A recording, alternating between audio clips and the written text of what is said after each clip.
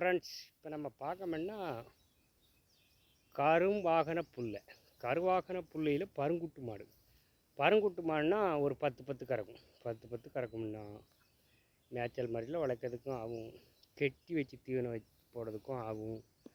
பருமாடு நல்ல தலைச்செட்டு, நல்ல காலுகை, நல்ல கால்கை மாடு. இந்த முன்னத்தையும் காலும் பின்னத்தையும் காலும் நல்ல நல்ல மாடு. நல்ல சட்டம், நல்ல சட்டம், நல்ல தோல், பொய்த்தோல்.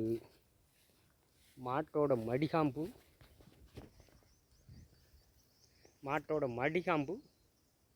ஒரு 10 லிட்டர் கறக்கணும்னா இவ்வளோ மடி இருக்கணும். நல்ல பால் மடின்னா அந்த கரிஞ்ச விலைக்கு மாடு மடி சிவப்பாக இருக்கணும். மடி சிவப்பு, காம்பு சிவப்பு, ரோஸ் கலர் காம்பு. இந்த மாடு வந்து ஒரு 10 கறக்கணும்னா, அதனால் 10 கறக்கணும்னா அதுக்கேற்ற மாடு, அதுக்கேற்ற தரமான மாடு. 10 கறக்க வேண்டிய மாடு, நல்ல மாடு. நல்ல மாடுனால் 10 கறக்க வேண்டிய மாடுனா இப்படி தோல் நைப்பு.